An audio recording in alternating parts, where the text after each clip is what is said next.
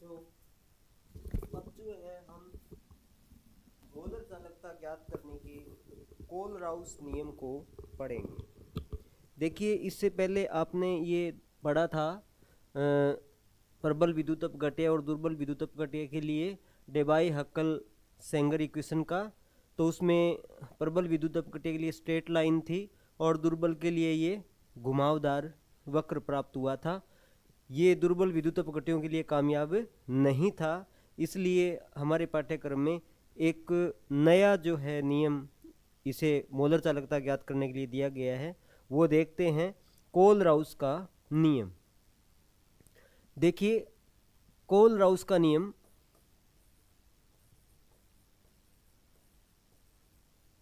Kohlrausch law, Kohlrausch नियम।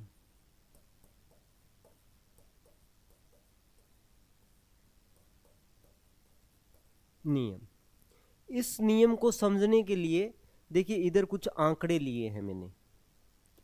आप देख रहे हैं कि ये विद्युत अपघट्य है, इलेक्ट्रोलाइट्स हैं। एक ये पेयर है विद्युत अपघट्य का, एक ये पेयर है, एक ये पेयर है और एक ये पेयर है। यानी कुल मैंने आपको कोलराउस के लॉ को समझाने के लिए 4 पेयर लिए हैं। आप क्या देख रहे हो, ये पहला पेयर है, इसमें क्लोराइड क्लोराइड सेम, यानी एनायन ऋणायन जो है दोनों विद्युत अपघट्यों में समान है। दूसरे पेयर में भी एनायन एंड एनायन दोनों ऋणायन जो है वो समान है। ठीक है, ये दोनों समान है, ये दोनों क्लोराइड समान है। और तीसरे में आप क्या देखोगे, धनायन पोटेशियम पोटेशियम समान है और इसमें सोडियम सोडियम समान है, जो कि BrCl ये अलग है। तो देखिए, इस तरह के हमने युग्म लिए हैं, पेयर लिए हैं, जिन विद्युत अपघट्यों में 2 युग्म ऐसे लिए हैं जिनमें ऋणायन समान है और 2 पेयर ऐसे लिए हैं जिनमें धनायन समान है। जिनमें ऋणायन समान था वही हम ऐसे पेयर ले रहे हैं जिनमें धनायन समान है, वही धनायन समान करके देखते हैं जो समान ऋणायन के साथ थे, और जो समान धनायन के साथ थे उन्हीं ऋणायन को हम समान करके देखते हैं। तो हमें इनकी मोलर चालकता सेमीज सेंटीमीटर स्क्वायर पर मोल यूनिट में क्या मिलती है, बड़ा ही ध्यान से एक गणितीय टूल है ये। देखिए, KCl की मोलर चालकता 149.86 और NaCl की मोलर चालकता 126.45। इन दोनों का डिफरेंस देखें, इसमें से इसको माइनस किया तो 23.41 23.41 प्राप्त होता है।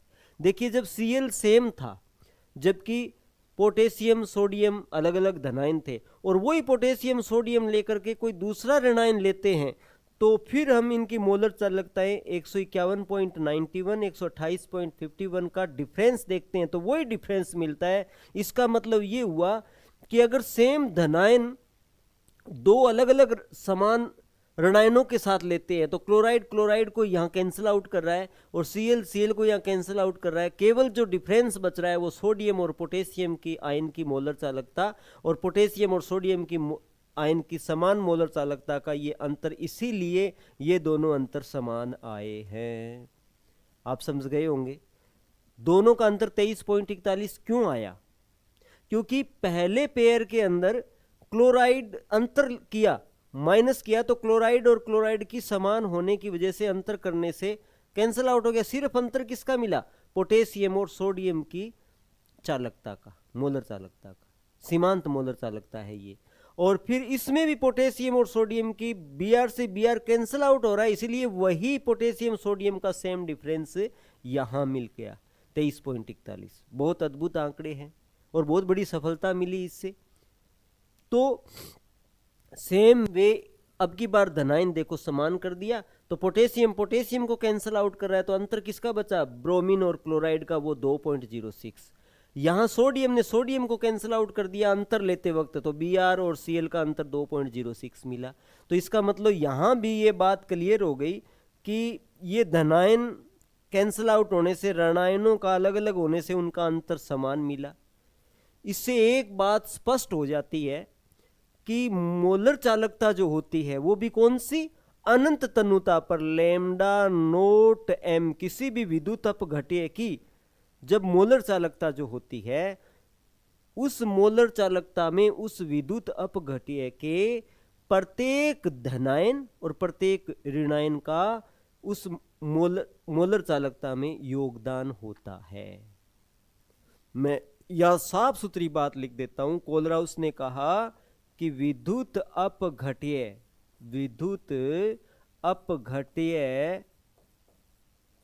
की अनंत तन्नुता पर, इन्फिनाइट डाइल्यूशन पर, अनंत तन्नुता पर मोलर चालकता में, मोलर सीमांत मोलर बोलो इसको, अनंत है ना इसलिए सीमांत मोलर चालकता में उसके प्रत्येक आयन की सीमांत मोलर चालकता का योगदान होता है, कंट्रीब्यूशन होता है। Hence the conductivity, ionic conductivity, limiting ionic conductivity of the each ion, cation and anion both, दोनों की, is contribute to its limiting molar conductivity of electrolyte। Electrolyte के विद्युत अपघट्य में उसके प्रत्येक धनायन और प्रत्येक ऋणायन की सीमांत मोलर चालकता का उसकी विद्युत अपघट्य की कुल मोलर चालकता में योगदान होता है। क्योंकि यहां अगर एक भी ब्रोमीन और ब्रोमीन को कैंसिल आउट नहीं करता तो ये अंतर समान नहीं आता। एक भी अगर कहीं ऋणायन छुप करके कोने में रह जाता तो ये अंतर बदल जाता। और यहां अगर एक ही धनायन की चालकता, आयनिक चालकता, किसी एक धनायन की आयनिक चालकता कहीं छुप जाती तो ये अंतर समान नहीं आता। ये अंतर, डिफरेंस समान आना इस बात को इंगित करता है कि किसी भी विद्युत अपघट्य की मोलर चालकता में, सीमांत मोलर चालकता में उसके प्रत्येक धनायन और ऋणायन की सीमांत मोलर चालकता का योगदान होता है। यानी क्या कहें, मान लीजिए इलेक्ट्रोलाइट जो है उसकी सीमांत मोलर चालकता लैम्डा नोट एम है, तो कहने का मतलब इसकी वैल्यू जो है लैम्डा कैटायन, यानी उस आयन के धनायन की आयनिक, सीमांत आयनिक मोलर चालकता प्लस उसके ऋणायन की सीमांत मोलर चालकता, दोनों के योग के बराबर होता है। अगर उसमें, जैसे इस एग्जाम्पल में सब यूनिवेलेंट है, एक संयोजी धनायन और ऋणायन है, अगर इनकी संख्या अलग अलग हो, मान लो किसी में धनायन 2 हो, ऋणायन 1 है, तो इसको कैसे लिखेंगे, या लैम्डा एम नोट का वैल्यू जो है वो मान लीजिए उसमें धनायन की संख्या न्यू प्लस है, नोट प्लस, और ऋणायन की संख्या new minus lambda minus note. सभी धनायन और ऋणायन उसमें काउंट होने चाहिए, उनकी संख्या आगे इंडिकेट हमने कर दी। इसको आप n प्लस n माइनस से भी लिख सकते हैं, या कोई बुक में न्यू माइनस प्लस से लिखा है, किसी से लिखो, ये उसके धनायन और ऋणायन की संख्या है। इसको मैं आगे क्लियर कर देता हूं।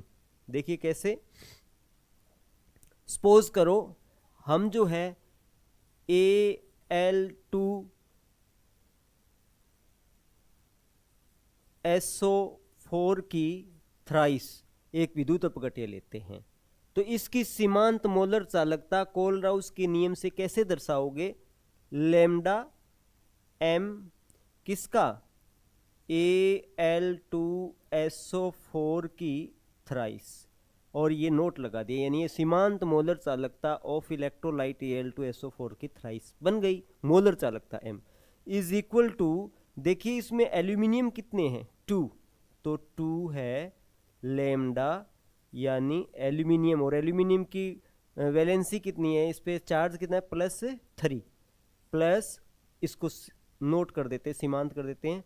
और ऋणायन की संख्या कितनी है? 3, ये लगाया मैंने 3, और SO4 -2 ये मैंने लगा दिया। देखिए इस तरह से इंगित करेंगे। ये संख्या कहां से आई कि उसके अणु, प्रत्येक अणु में धनायन प्रत्येक इंक्लूड होना चाहिए और ऋणायन भी प्रत्येक इंक्लूड होना चाहिए। अब आप देखिए इसको अगर डिफाइन करें शॉर्टली, संक्षिप्त में कोलराउस को कहें तो ऐसे बन जाएगी, किसी, ये निश्चित ताप और निश्चित भौतिक कंडीशन के अंदर लेना पड़ेगा हमें। किसी विद्युत अपघट्य के लिए, विद्युत अपघट्य की सीमांत मोलर चालकता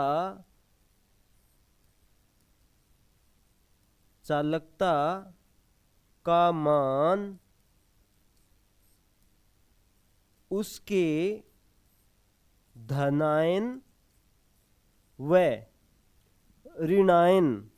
ऋणायनों, यानी सारे के सारे लेने हैं अपने को, ऋणायनों की सीमांत आयनिक शब्द लगाना है, आयन बन गए ना ये, सीमांत आयनिक मोलर चालकता के योग के बराबर होता है, बराबर होता है। इंग्लिश में कहूं तो कैसे होगा? The limiting molar conductivity of an electrolyte is equal to the sum of its